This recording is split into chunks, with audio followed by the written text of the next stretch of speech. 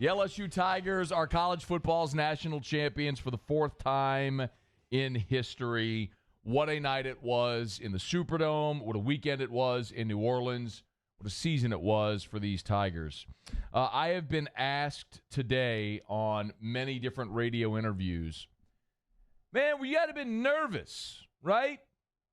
Offensive struggles early. Clemson led 7-0, then again 17-7. Surely there was a point there where you thought, man, have you finally met your match? Nope. Because we've seen this 14 times. 14 times against the best. Excuse me. Against the second best. Shut up, Siri. 3rd and 17 against Texas. Justin Jefferson from Joe Burrow.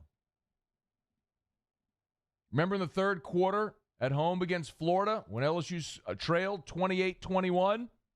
You know what happened after that? 21 unanswered. Auburn led LSU 13-10 in the third quarter. Remember that? No problem. Fourth quarter, 6-point lead against Bama on the road.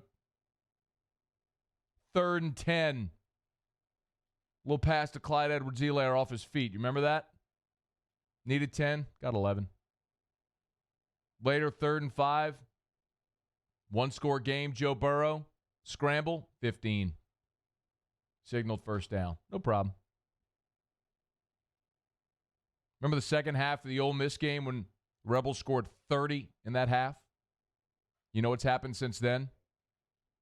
LSU's been the best defense in the country since then. Why would Lois Lane be nervous when she knows Superman is always going to be there to save her? And for LSU, Superman wears number 9. Y'all, in that game last night, Clemson forced LSU to punt 7 times. Clemson sacked Joe Burrow 5 times. LSU had only had back-to-back 3-and-outs once all season. And that was late in the win over Mississippi State in garbage time. Clemson did it twice to LSU in that game, to start the game and to start the third quarter.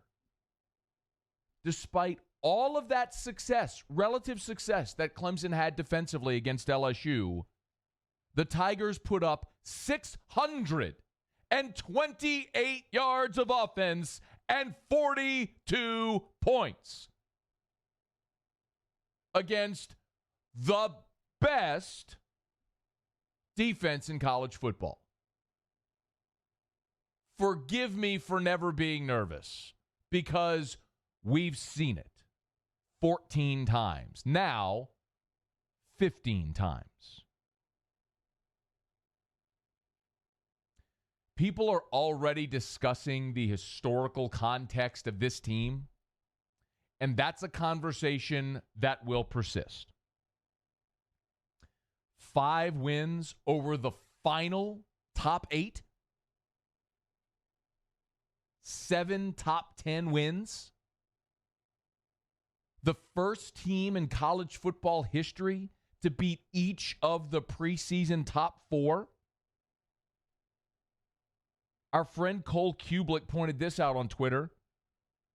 LSU beat the ACC champion, the Big 12 champion, the SEC East champion, the Orange Bowl champion, the Fiesta Bowl champion, the Sugar Bowl champion, the Citrus Bowl champion, the winner of the Alamo Bowl, the Texas Bowl. They're the 4th team in college football history to go 15-0.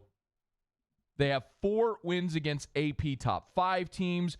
They scored 726 points, the most ever in a single season by a college football team, and they put up 40 points against 5 different top 10 opponents. There is so much black and white data that suggests this is the greatest season in college football history.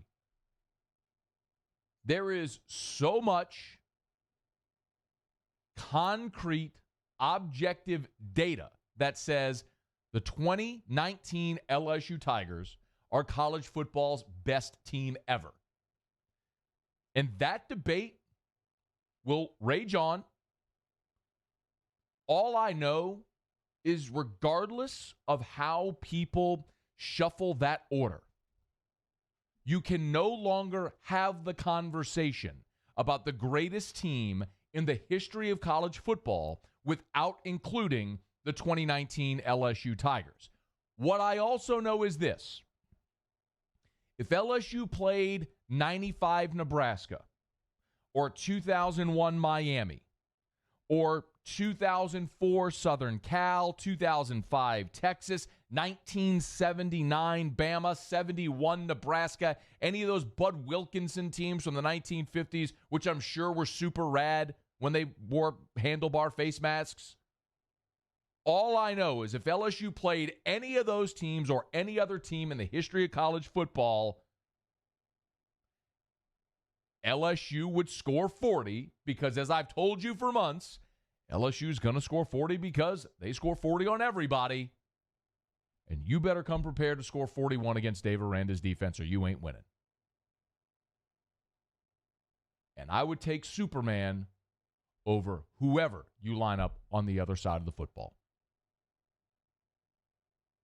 What an amazing night. What an amazing season that I am even struggling to find the adjectives to adequately describe.